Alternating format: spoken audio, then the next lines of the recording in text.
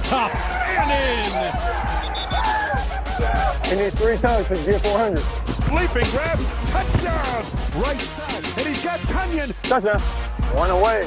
Whoever catches the next time, keep the ball. It's just 400. Devontae's got it. He gets by Slay to the pylon. Touchdown for Aaron Rodgers. He's the fastest to 400 in NFL history. Luckily, it wasn't your first one, so so you can keep that thing. 100, JJ threw in the stands. I remember that. 200 was your first. Who got 3? Ty Ty did. I remember that one. Let's get to our Hall of Famer. It's Kurt Warner's Top 3 presented by Volvo. Now, Kurt, of course, we talked about Jalen Hurts making his start with the Eagles. That warranted its own discussion, of course. But what are your top 3 quarterback storylines, other than that one, to watch in Week 14?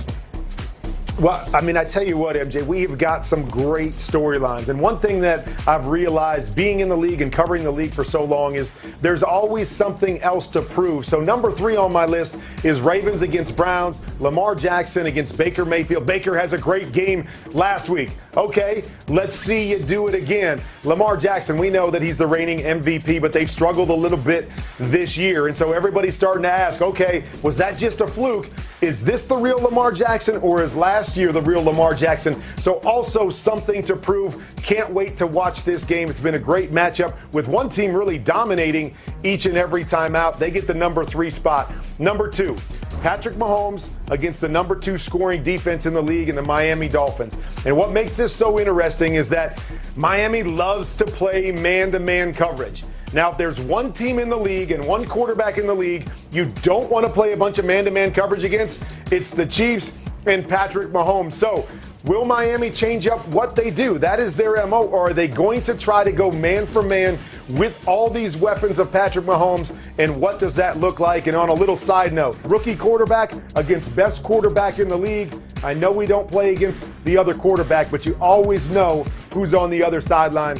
And then number 1 for me is going to be that huge Sunday night matchup between the Bills and the Steelers.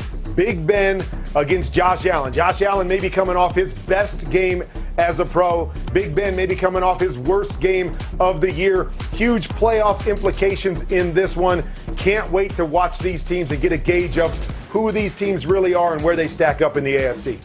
Kurt, I can already feel sort of the tension culminating for that Steelers-Bills matchup. Because listen, Big Ben coming off his first loss of the season. Josh Allen, by the way, they've won 5 of the last 6 games. I love it. Kurt, thank you so much. And you guys at home, you know where to find Kurt, right? With the rest of the Game Day Morning Crew, of course, Sunday at 9 a.m. Eastern on NFL Network.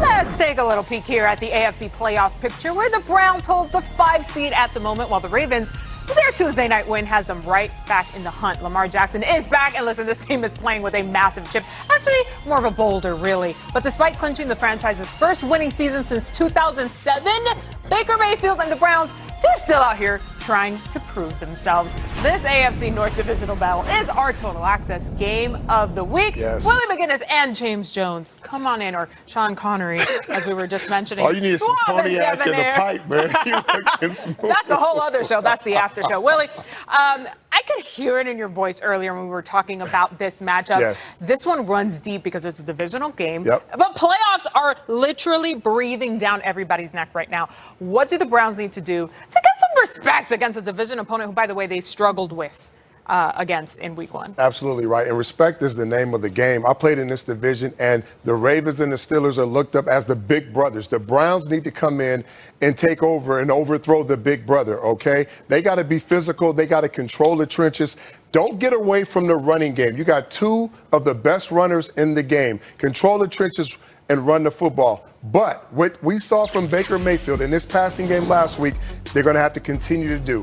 Throw the football effectively. Here's Baker Mayfield in the bunch formation. He's going to roll to his left. He is very, very good at moving the pocket, being accurate, especially when you flip it, the defender in his face, finding the window, throwing to the correct receiver, and making an accurate throw down the football field. He's going to have to do this time and time again. Keep mixing it up, move the pocket from in the pocket. Now, here's a great pocket throw, okay? Watch this. He's going to drop back. He's in shotgun. Nobody's open. He does a great job of surveying the field. Nobody's open right here. Again, being very athletic, he's going to move the pocket, just slightly to his right. He's still going to have a defender in his face, but he locates Higgins. Higgins does a great job of finding a small space. Look at the delivery. Look, he keeps them in play. He keeps them in play inside the field, just to get his feet in, the accurate, tight window throw with tight coverage.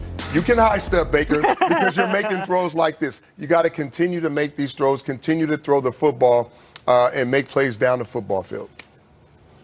Bake. I love it. He was out there dropping dimes. Bake.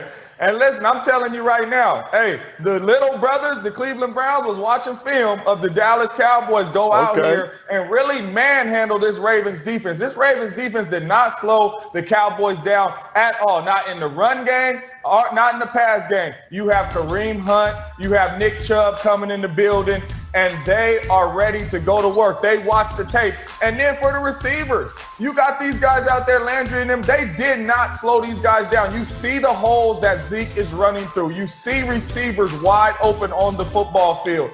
The Baltimore Ravens defense looked bad yesterday. And if they do not get it fixed with the little brothers coming in there, after the first quarter, hey, the little brother's going to be looking on the sideline like we the big dogs now. They can't stop us. We're going to continue to run this ball down their throat. Willie, I know Bake threw that ball well last week, and I'm a fan of him, but run the air out of the football, Brown. So you're saying, James, don't worry about proving about that arm. Just do what works and do what's really killing them out there. I like it. I'm here for it. But I'm also on the side of Kurt Warner. Let's see you do it again, Baker. I like it. I'm here for both aerial attack and on the... I can do that. Get ready for a primetime showdown in L.A. The Patriots are chasing a playoff spot in the AFC, but the Rams have postseason hopes of their own. Thursday Night Football tomorrow, 7:30 p.m. Eastern. That's on Fox, NFL Network, and streaming on Prime Video. But let's get you to SoFi Stadium right now over in Inglewood, where we find Steve White. Welcome in, Steve. Good to see you, my friend. Whitey. Look at that. He's got the perfect perspective for the game tomorrow. Well, yeah, I got the stadium to myself pretty much right about now, too, guys. But look, coming into this game, the Rams players said the one thing when they look at this Patriots offense and quarterback Cam Newton is they are starting to find their identity. And even though Cam is a multi-threat quarterback, they are looking at him as a runner. And this is where things really get interesting. New England has won 4 of its past 5 games. In each of those victories, they have run the ball at least 30 times. The one loss to the Texans, they ran it 24 times. We have seen Cam Newton in 3 of those victories throw for 118 yards or less. So again, New England's offense is rounding into a power, run-based offense. And Willie, this is where I want to bring you in, especially when it comes to Cam Newton. When you look at what they're doing, because they're making no bones about it sometimes. They're just snapping it to him, and they're letting him just quarterback, student body right type action. When you see what they're facing, this Rams defense, and what they're going to have to do with Newton as a runner and the way the Patriots lead blockers are getting after it, how can they stop him? And can the Patriots score enough points with Cam playing offense like this? Well, I think when you're designing a game plan around Cam and you're personnel specific and game plan specific, you look at what the team doesn't do well. What is the Rams haven't done well since week 10? They haven't been able to stop the power running game. They're almost giving up 5 yards a pop, Steve. So if I'm game planning against a defense that's struggling against a power running team, I'm going to run the football. So the Patriots, yes, they're going to go in. They're going to run the football. They're going to use Cam. You mentioned it, and that was great analysis by you. He is a threat in every single play, whether it's pass or run. There's a run part to the play, which is if he's going out the back door, if it's a zone read, if it's a zone run pass, if it's a boot, whatever it is, that run option is incorporated within the offense because they know how deadly Cam can be with his legs. Now, as far as the design runs that they're going to go straight at you, they want to see if you can stop it. If you can't stop those type of plays, which the Rams have been struggling, not sideline to sideline, direct runs right at those smaller linebackers in the middle with Hollins and Young. They're going to go right at them. So look at what the Patriots done. Look at what the Rams have been struggling in and look forward to seeing a lot of those. The other thing that run game does, it keeps their offense for the Rams on the sideline because they're creating a huge gap in the time of possession. They're hogging and taking up most of the time, and they're having consistent long drives. Hey, Willie, one thing real quick that Brandon Staley said he has cautioned his defense about.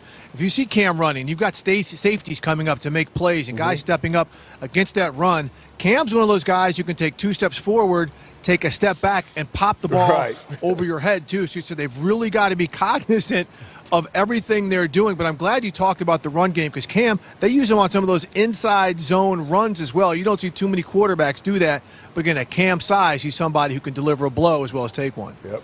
Do you guys remember the coaching dynamics? I know we love the matchups from Super Bowl 53 when these two teams last met up. I mean, Sean McVay more than praised Bill Belichick. He has this deep admiration for him. But listen, you can admire somebody until you're blue in the face. Once the game kicks off, it doesn't matter. It's go time. This one's going to be physical, and it's going to be tough. Guys, thank you.